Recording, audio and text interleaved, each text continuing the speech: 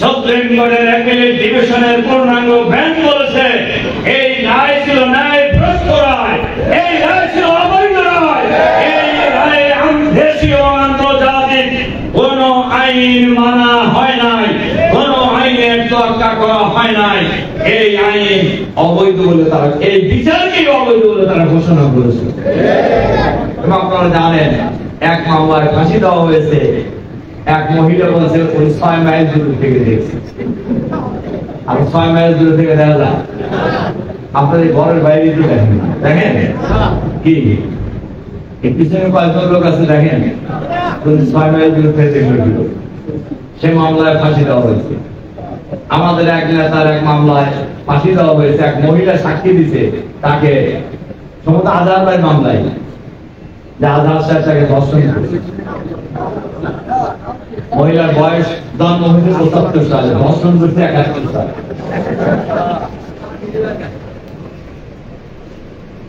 আপনারা আসছেন কি নিষ্ঠুর আচরণ আমাদের সাথে করা হয়েছে বোঝার জন্য আমরা ইতিমধ্যেই বলেছি, আবার আজকের এই সম্মেলনে বলছি, এই বিচার কাজের সাথে যারা জড়িত ছিলেন, বিচারপতি, প্রসিকিউশন, তদন্ত কর্মকর্তা, মিথ্যা সাক্ষীদাতা আর এই বিচারের সাথে জড়িত সরকারের যত লোক সবাইকে গ্রেফতার করতে হবে। এরা খুনি, এদের কোনো ক্ষমা নাই, এদের কোনো সম্মানিত ছাত্র শিবিরের সাবেক কেন্দ্রীয় সভাপতি, বাংলাদেশের ইতিহাসের সবচেয়ে মজবুত সংগঠন বাংলাদেশ জামাত ইসলামের অ্যাসিস্ট্যান্ট সেক্রেটারি জেনারেল মজলুমুল জনতা জনাব মাওলানা রফিকুল ইসলাম খান প্রধান অতিথির বক্তব্য পেশ করছেন জনাব মাওলানা রফিকুল ইসলাম খান।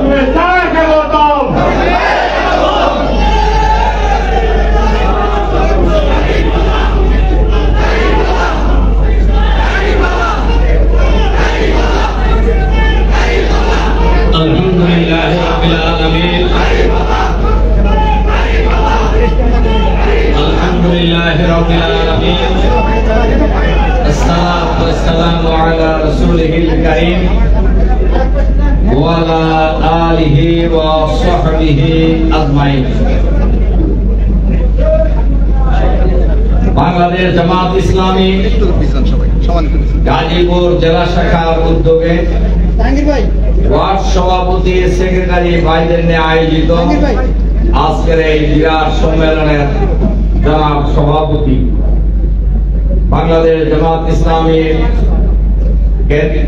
কেন্দ্রীয় মজলিস শুরার অন্যতম সদস্য, গাজীপুর জেলা জামাতের সংগ্রামী আমির, সংগ্রামী জননেতা,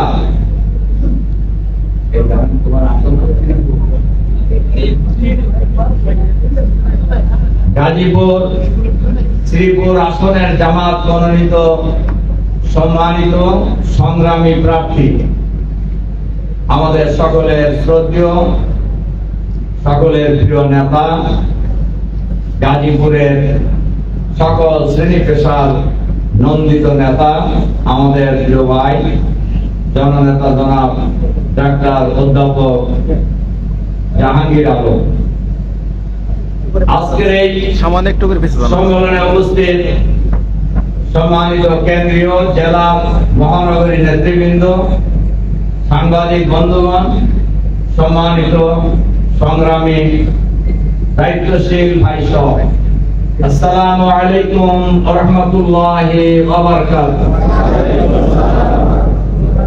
আপনারা কেমন আছেন সবাই? আল্লাহ তাআলার দরবারে শুকরিয়া, যিনি মেহেরবানি করে অনুগ্রহ করে আজকের এই সম্মেলনে আমাদের সবাইকে উপস্থিত হওয়ার সুযোগ করে দিয়েছেন। এজন্য এই মহা মনিবের দরবারে আমরা শুকরিয়া আদায় করি, আলহামদুলিল্লাহ। দরুদ ও সালাম আমাদের নবী ও নেতা জনাবে মুহাম্মদুর রাসূলুল্লাহ সাল্লাল্লাহু আলাইহি ওয়াসাল্লাম। সম্মানিত দায়িত্বশীল ভাই বন্ধুগণ, বাংলাদেশ জামাত ইসলামী আমাদের প্রিয় জন্মভূমি ৫৬,০০০ বর্গ মাইলের এই বাংলাদেশে যে আন্দোলন করছে, যে সংগ্রাম করছে, সেই আন্দোলনের নাম একামতে দ্বীনের আন্দোলন। এই আন্দোলন করেছেন যুগে যুগে নবী রাসূলগণ। সুতরাং আমাদের এই আন্দোলন নবিয়ানা আন্দোলন। নবী রাসূলরা যে আন্দোলন করেছেন, আমাদের আন্দোলন সেই আন্দোলন একামতে দ্বীনের আন্দোলন। এই আন্দোলনে শরীক হওয়ার সুযোগ পাওয়া আর দায়িত্ব পালন করার সুযোগ পাওয়া, এটা আমরা খুশি না বেজা? আমরা সবাই খুশি। একামতে দ্বীনের আন্দোলন সবাই করতে পারবেন না, আল্লাহ যাদেরকে মনোনীত করবেন তারাই পারবেন। মাই ইয়াহদিল্লাহু ফাহুয়া মুহতাদ ওয়া মাই ইউদলিল ফালান তাজিদা লাহু ওয়ালিয়ান মুরশিদা। আল্লাহ তাআলা যাকে হেদায়েত করবেন সেই সঠিক পথ পাবেন, আর আল্লাহ যাকে গোমরাহ করবেন তিনি কোনো পথও পাবেন না, কোনো অভিভাবকও পাবেন না। আল্লাহ তৃতীয় মুর্শিদে আম ওমর তেলসানি পণ্ডিত মানুষ ছিলেন। উনি কোন একটা বইতে লিখেছেন, আল্লাহ তাআলা ইসলামী আন্দোলনের জন্য যখন যাকে যেখানে দায়িত্বের জন্য উপযুক্ত মনে করেন, সেখানে তাকে দায়িত্ব পালন করার সুযোগ করে দেন। এবং কোরআনের আয়াতের একটা অংশ উনি উদ্ধৃত করেছেন, যালিকা ফাদলুল্লাহি ইউতিহি মান ইয়াশা। এটা আল্লাহর বিরাট অনুগ্রহ, আল্লাহ তাআলা যাকে চান তাকে দান করেন। কাজেই আমরা যারা এখানে ওয়ার্ড সভাপতি আছি বা বিভিন্ন পর্যায়ে দায়িত্বে আছি, আমরা কি দায়িত্বের জন্য দরখাস্ত করেছিলাম? আমাদের আন্দোলনের দায়িত্ব চাওয়া যায় না, দায়িত্ব চাইলে সে সেই দায়িত্বের জন্য অযোগ্য বলে বিবেচিত হবে। আর দায়িত্ব এসে গেলে দায়িত্ব থেকে পালানো যায় না, দায়িত্ব পালন করতে হবে। সম্মানিত দায়িত্বশীল ভাই সব, ওয়ার্ড সভাপতির বা দায়িত্বশীলদের কাজ সম্পর্কে আমি শেষে একটু বলব। বাংলাদেশ জামাত ইসলামী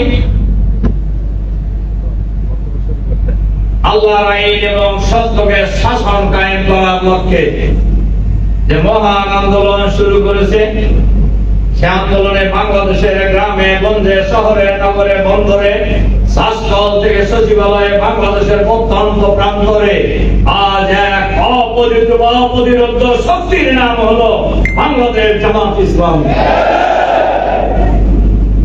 আর এই গত ফ্যাসিবাদী শাসন আমলে সবচাইতে বেশি জুলুম নির্যাতনের শিকার হয়েছেন বাংলাদেশের জামাত এবং শিবির। সম্মানিত দায়িত্বশীল ভাই সব, আমাদের প্রিয় জন্মভূমি বাংলাদেশ ইসলামের জন্য একটু উর্বর বাংলাদেশ। এই বাংলাদেশের ভৌগোলিক দিক থেকে করার জন্য প্রথমে টার্গেট করা হয়েছিল ইসলামকে। আর ইসলামের সবচাইতে বড় শক্তিশালী আন্দোলন হলো বাংলাদেশ জামাত ইসলামী। সুতরাং জামাতকে টার্গেট করা করেছে, এই টার্গেটটা আগেই করেছে।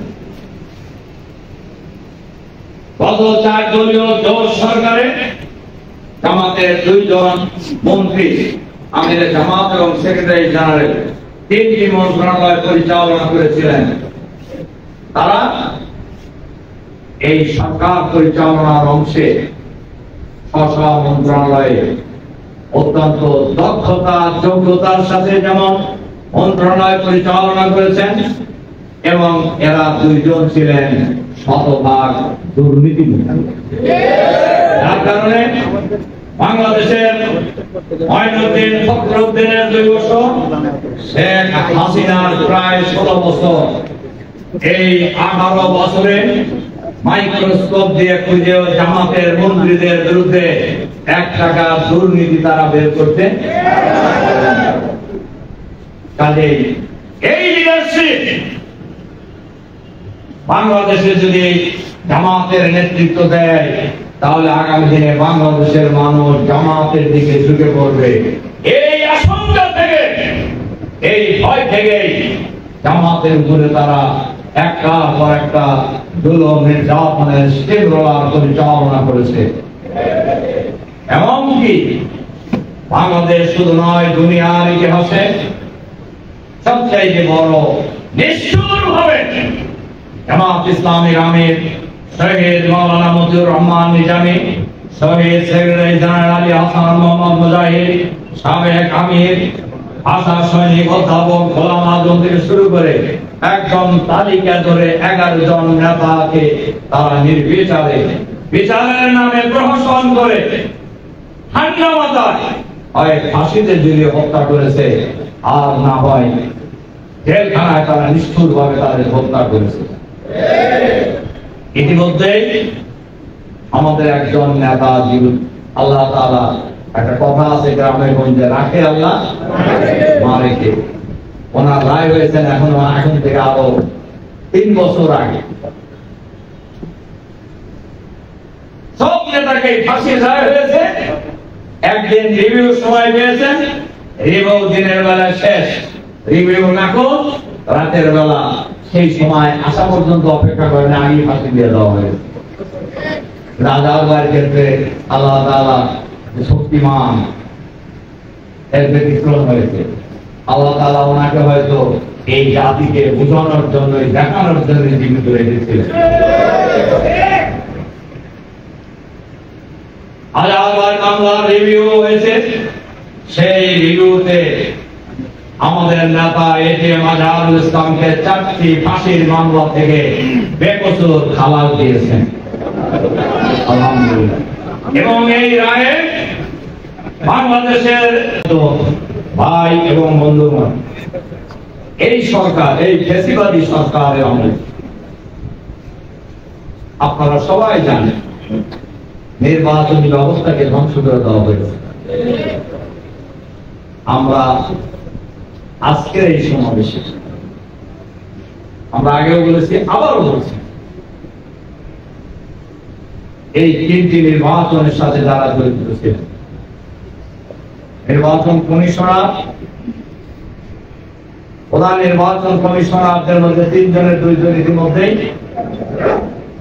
আমরা আশা করি সরকারের উদ্যোগ, সরকারি উদ্যোগে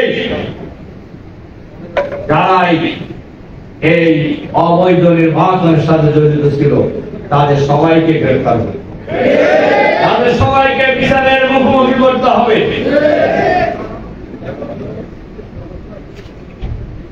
ফ্যাসিবাদী আমলে আইনের শাসনের পরিবর্তে সর্বত্রই তারা খুন, গুম,